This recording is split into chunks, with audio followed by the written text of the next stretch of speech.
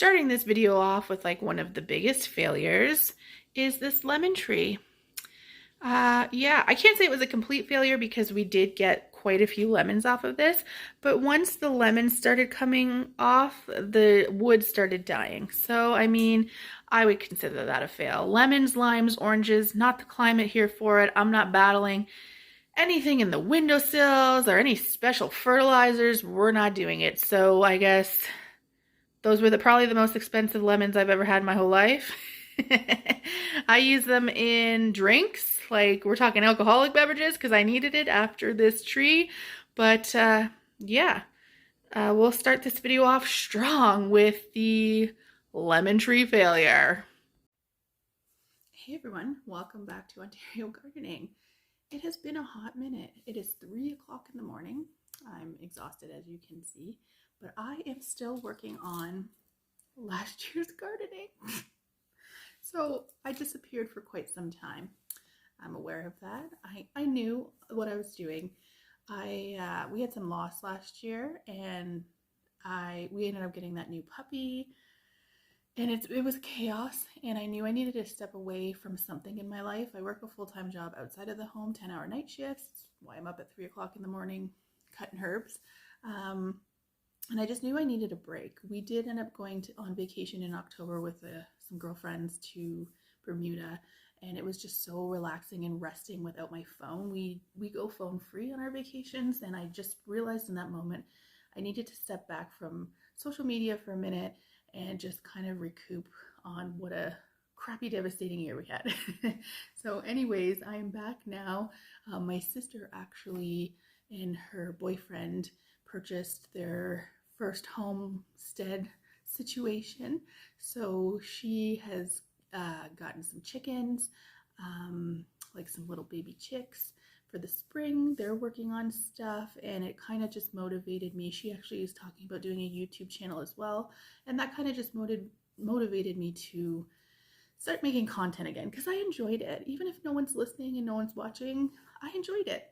So I thought I would kind of do a welcome back video, talking about my failures in 2024 besides the disappearance, and some things that really worked for us, and then what our kind of goals are moving forward in 2025. And while I do that, these shots of basil that have been sitting in my greenhouse since October are going to get crushed into our powder so that we can finally use it, because I'm almost out of 2023 basil. So it is time. I don't know why I'm whispering. Everyone in my house is awake. We're all night shift workers. I don't know what's happening. So anyways, 2024, our failures. So I did a whole video on this one. It was those seed trays. Those seed trays, like, I was so mad about it that it was literally make an entire video worthy. And if you go back into my videos from last year, you will see it. I can link it below. Those little seed trays that you get from Walmart, they have little cells about this big. And the premise is that you start your little seedlings in there. You should be able to pop the bottom out and like up pop them into the next size. Those were terrible. I hated every second of those. It was a failure in the sense that it was hard, it was time consuming, and it killed a lot of my seedlings, and I had to start from scratch because it was just horrible. So I will never use those again. Lesson learned. And yeah, we just move forward from our mistakes, right? Luckily, I collect seeds. My next thing after the basil is I'm going to collect all of the marigolds that have been sitting in that greenhouse, and we move on. My second failure was the cucumber beetles this year were absolutely nuts, and I don't really have a proven way to necessarily combat those. There is a little bit of stuff online, not a lot, but they're kind of pesky, and they were all over my cucumbers this year, and I just didn't get the bumper crop that I normally get. I grow a variety called Silver Slicer. So it's like a white cucumber, very sweet, very rich and creamy, and it's super prolific. So every year I get tons of cucumber, like out my butt. The one year I ended up like dehydrating a bunch, freezing a bunch, just to I needed something to do with it. And this year I found like we had just enough for fresh eating in the summer, and that was kind of it. So the cucumber beetles definitely played a part in that. I did use diatomaceous earth to the best of my ability. And it seemed to kind of help this situation, but it didn't necessarily get rid of them completely. So, I mean, usually when I use diatomaceous earth on like the squash bugs, they go away. But these are little pesky buggers and they just didn't want to quit. So if anybody knows of any tested and tried and true recipes or methods for getting rid of those little buggers, I am all ears. I will hear it all. The next failure, as cute as they were and as much fun as my dog and I had with them, those bunnies were a failure because it kind of proved that our yard is not critter proof. And two, we did fix the issue, but fail it at the beginning. And they made me had to replant my beans 3 different times because I couldn't figure out what was eating the tops of my beans until we figured it out. So that was a failure there, I would say. My apple trees. So I have dwarf apple trees growing in containers on my patio. That was the video that started it all. If you go back to my very first video, that was the first video I did, was showing how to do it and yada, yada, yada. So they have kind of gotten a little out of control. Now, dwarf trees, they're not necessarily guaranteed to stay 2 feet. You kind of have to prune them to do that. Oops, I haven't. So I'm actually going to go out in the next couple weeks because you're supposed to prune your fruit, like your apple trees and stuff like that, when they're in dormancy, because it's like the best time to do it. So in the next couple weeks, I will bring you guys out there and show you that. And then I want to prune them down kind of to a more respectable size because they're getting a little out of control and they're not so dwarfy anymore, and that's not what we are going for. And then I had a comfrey explosion. So I am part of a local Facebook group that, you know, sells, and they don't sell, we do trades for seeds. So it's a Canadian site if you're in Canada, and if anyone's interested, I can link that Facebook group below. It's all a mail situation. So, you know, I go into the group and say, hey guys, I'm looking for the silver slicer specifically. Cucumbers, does anybody have some? I can either send you an envelope with a stamp on it so it doesn't cost you anything, or people absorb the cost of the stamp and they'll trade with each other. Anyways, I got some comfrey from this gentleman and it was lovely. I was so excited to make my salve, and wow, did it explode. It exploded. It took over half of that herb garden. I got a puppy, which is problematic because it's toxic to dogs. The older dogs knew not to touch it, but I mean, the puppy's an idiot. So the puppy was trying to get at it, and yeah, it was nonsense. So I'm actually going to move that plant out of the garden completely, and I'm actually going to put it behind my pool. It's gated off so there's no children or pets can get back there, and it's kind of just like a safer spot. And yeah, it's just out of the way and not overtaking. It's very prickly too when you touch it, and the little like pricklers on them hurt. 3 other things. I ran out of time. I mean, don't we all? I'm still doing this. Like, I'm ready to start my seeds for the 2025 garden, and I'm still dealing with the basil from the 2024 garden. I just ran out of time. I ran out of willpower. Like I said, it was kind of a hectic end to the 2024. And yeah, I just ran out of time and didn't feel like doing it. My heart was in other places. So trying to get back on track. My turnips didn't turn out at all. I think I might have planted them too late in the season for them to like properly germinate and get a really good head on them, but those didn't turn out. And my radishes, so for the first time last year, I got radish root maggot. So that is basically like these little, that's what I thought they were, was maggots on my radishes. I was like, oh my God, they rotted and they're maggots. No, I looked it up. It's called root radish maggot. It basically looks like these little worms inside of all of your radishes. You don't even really know they're there until you pull up the radish and cut into it, and it tunnels its way through.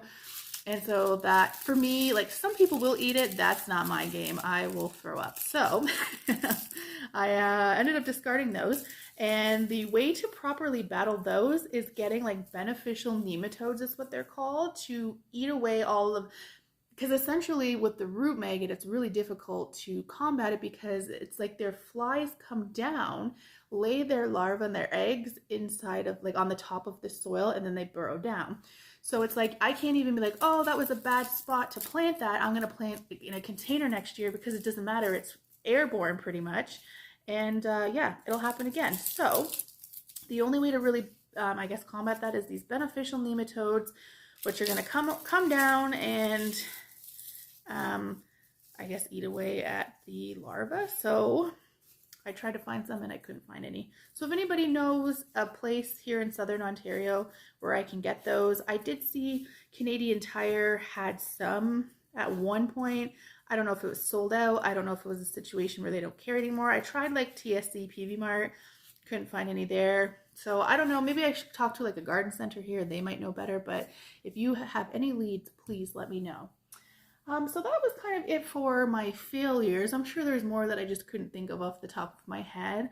We did have a couple successes. My dinosaur kale, it kind of ties into my second success, which was I actually successfully planted a winter garden and it came to fruition. This was my first time. I am horrible at succession planting. I'm not doing it. I cannot figure out proper timing. And I don't have a big enough garden where I can be like, okay, the tomatoes are done. I'm going to rip those out and put new stuff. It's just, so anyways, what I ended up focused on was a winter garden. And instead of succession planting, I just said, okay, I know the cucumber is going to be done around, really done around August. I'm ripping that out. I'm not going to save the plant for the 1 or 2 last little cucumbers I'll get. Take it out and put in new stuff. I did, and it was so successful. I got these crazy dinosaur kales. I am 100% going to grow those again because I'm still eating kale chips. I froze it, and they're making beautiful kale chips from frozen. And yeah, I got quite a few other. What else did I get?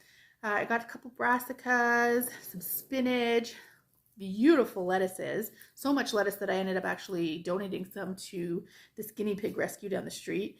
Yeah, so I actually still have rosemary out there and it's minus 20 degrees. So that was definitely a huge success for me. My another success is these crops, the crops of herbs that I got this year were amazing in comparison to previous years. I actually really took my time and tended to those herbs.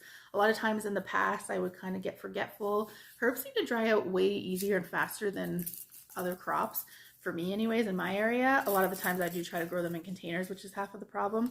But yeah, so I actually tended to them and I tended to my silly little garden, my herb garden, and I got it done this year. So that was super exciting. And my last, I guess, big success is with making these herbs and these different things. I foraged some stuff and I got some amazing salves this year. I made calendula oil, which turned into a salve, and then I've got this comfrey that I'm going to turn into a salve. It's just the price of olive oil right now is ridiculous.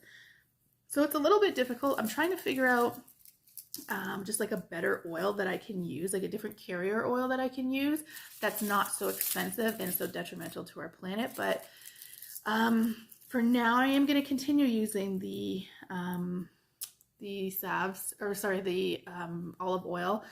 It's just whether or not I can source it in a more ethical and inexpensive way.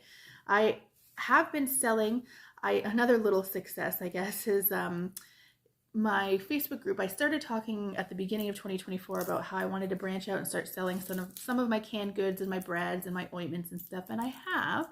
I made a Facebook group called Callie's Corner, and that's kind of my little side hustle. It's nothing huge, but it's I sell enough sourdough in a week to pay for the olive oil that the salves are going to use, that kind of thing. Similar to how YouTube was paying for my seeds. It was just something little to offset the cost of gardening.